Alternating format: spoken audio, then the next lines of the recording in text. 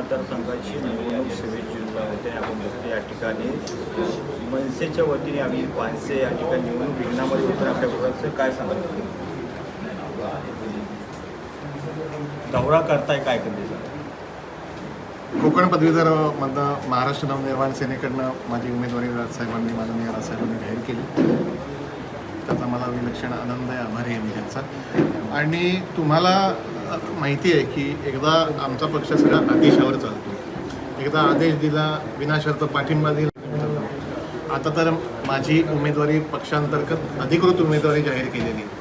त्यामुळे तुम्ही बघत असाल जागोजागी ही पहिली माझी फेरी आहे की पदवीधर मतदारसंघासाठी निवडणूक कशा प्रकारे नियोजन करायचं आहे आपल्याला याच्याविषयी फक्त पदाधिकारी जागोजागी मी म्हणजे सिंधुदुर्गातनं सुरू केलं आहे.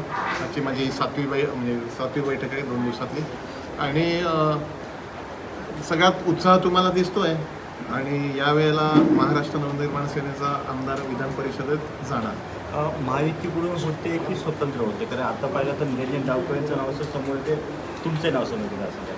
आत्ता अधिकृतरित्या फक्त महाराष्ट्र नवनिर्माण सेनेकडून ही उमेदवारी जाहीर झालेली आहे सन्माननीय राजसाहेबांकडून.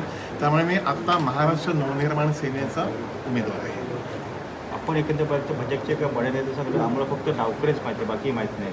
भाजपचे का बड्या नेत्याचं असं म्हणणं आहे, आम्हाला फक्त डावकरे माहिती आहे, बाकी आम्हाला काय माहिती नाही. मी त्या बड्या नेत्याचं नाव मला माहिती आहे. तो खूप मोठा नेता आहे आणि त्यांच्याविषयी मी बोलणं माझी योग्यता समजत नाही. राणेसाहेब असं म्हणजे मला माहिती आहे, मोठा माणूस आहे. तर असं त्यांना उत्तर मी देण्या इतपत मी मोठा नेता नाही, नंबर 1. पण मी एक सांगू शकतो की त्यांना निश्चितपणे माहिती आहे, कारण त्यांनी आता बैठकसुद्धा घेतली, बैठकी चालू झाल्या. दुर्दैव असं आहे की गेले 12 वर्ष पदवीधरांना डावखरे माहिती नाहीत. आणि हा मुद्दा महत्त्वाचा आहे, कारण ते कधी इथे फिरकले नाही, त्यांनी काही काम केलं नाही.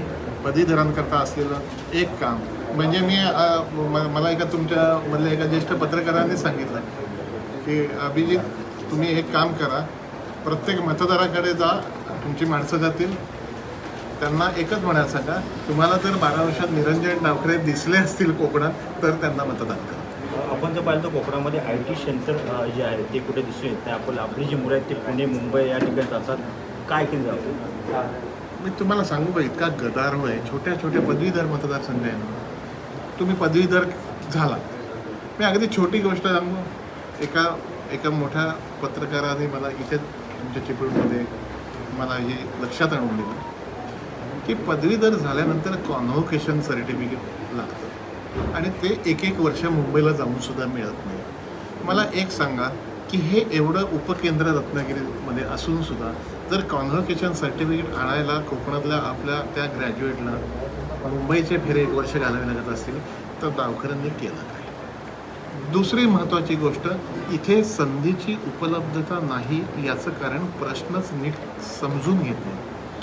प्रश्न शिक्षणाने सुटतात, प्रशिक्षणाने सुटतात. आज IT क्षेत्र, पर्यटन क्षेत्र, मासेमारी, आंबा, काजू या सगळ्या गोष्टी समृद्धपणे इथे उभ्या राहू शकतात. पण त्याच्याकरता प्रशिक्षण देणारी एक यंत्रणा उभी करावी लागते.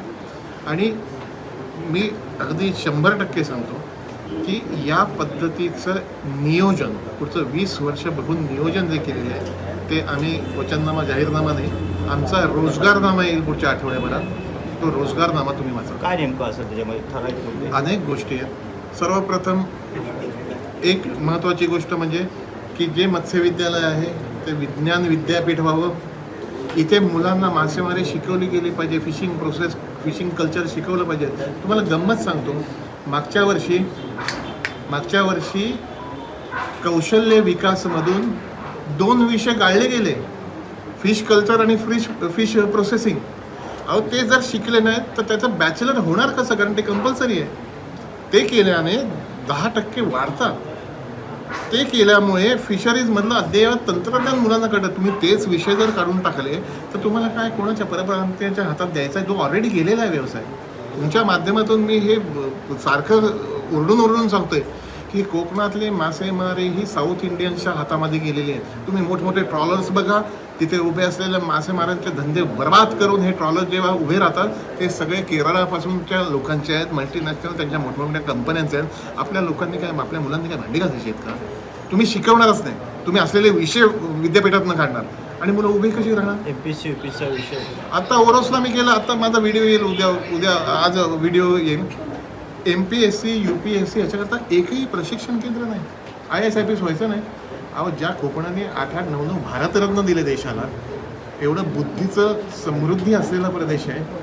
तुम्ही मुलांना म्हणजे मला अस्वस्थ व्हायला होतं.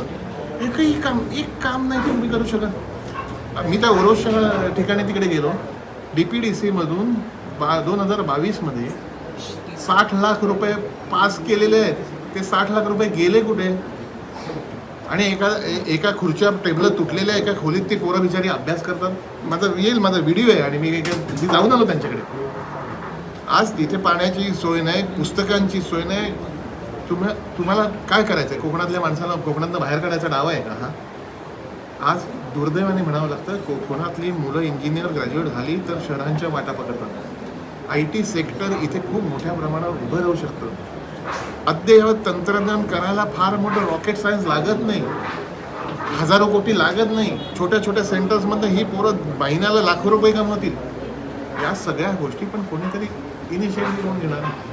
या गोष्टी आम्ही मुख्यमंत्री एकनाथ शिंदेची मीटिंग काय केली त्या मीटिंगमध्ये? त्यावेळेला मला उमेदवारी जाहीर झाली तेव्हा 2 विषयांकरता गेलेलो. एक तर उमेदवारी जाहीर झाली, त्याच्यानंतर माझी त्यांची अपॉइंटमेंट ठरली होती. त्यामुळे त्यांना भेटायला गेलो आणि मुख्य विषय असा होता की 26 जूनला मतदान आहे, बुधवार आहे, 8 दिवस आहे, लोक नोकरीला जातात. तर सरकारी, निमसरकारी आणि खाजगी जे नोकरीला जातात लोक, त्यांना त्या दिवसाची सुट्टी जाहीर करा, तर मतदानाचा आकडा वाढेल, टक्का वाढेल. याकडे शेवटचा प्रश्न आहे, 2 दिवसावरती लोकसभेचा निकाल येतो का?